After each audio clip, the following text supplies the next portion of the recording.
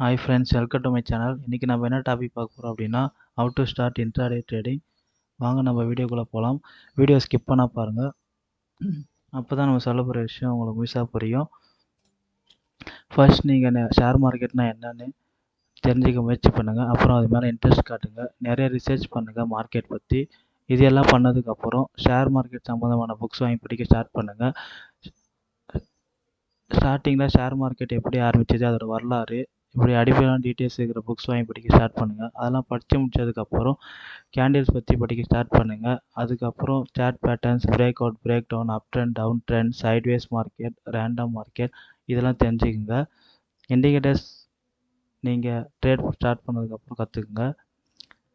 Intraday traders fundamental பற்றிலாம் ரொம்ப கவலைப்பட தேவையில்ல. லாங் டைம் இன்வெஸ்ட்மெண்ட்டு தான் ஃபண்டமெண்டல்ஸ்லாம் பார்க்கணும். ரிஸ்க் மேனேஜ்மெண்ட், மணி மேனேஜ்மெண்ட், டிசிப்ளின்லாம் நீங்கள் ட்ரேடுக்குள்ளே லாஸ் பண்ண கற்றுக்குவீங்க. ஸ்டார்டிங்கில் பேப்பர் ட்ரேடிங் பண்ணணும்னு சொல்லுவாங்க. அதனால் உங்களுக்கு கொஞ்சம் கூட யூஸ் இல்லை. தண்ணியில் இறங்காமல் நீச்சல் கற்றுக்கிறது சாத்தியமே இல்லை. உங்களுக்கு ஒரு ஸ்ட்ராங்கான மோட்டிவேஷன் இல்லை, யாருன்னா அசிங்கப்படுத்தினா மட்டும்தான் ட்ரேடுக்குள்ளே வருவீங்க. இல்லைனா அது வரைக்கும் ட்ரேட் பண்ணால் லாஸ் ஆகிடும்ன்ற அப்படின்ற மைண்ட் செட்லேயே இருப்பீங்க. அதனால் கடைசி வரைக்கும் ட்ரேட் பண்ணவே மாட்டீங்க. கண்டிப்பாக மார்க்கெட் பற்றி, அதாவது லைவ் மார்க்கெட் விளாட்டிக்கிட்டு ரிவர்சல்ஸ் கண்ணாப்பினான மார்க்கெட் திணறிக்கும். அதெல்லாம் புரிஞ்சிக்க எப்படி உங்களுக்கு இயர்ஸ் கணக்கில் ஆகத்தான் போகுது. அதனால் சீக்கிரமாக ஃபஸ்ட் ஸ்டெப் எடுத்து வச்சு மார்க்கெட்டில் ட்ரேட் பண்ண ஸ்டார்ட் பண்ணுங்கள். ஒருவேளை நீங்கள் அதிகமாக ரிஸ்க் எடுத்து சீக்கிரமாக உங்கள் கேபிட்டல் எல்லாம் போயிடுச்சுன்னா, உங்களுக்கு பண ரீதியாக ஹெல்ப் பண்ணால் யாருனா இருந்தால் ரொம்ப நல்லது.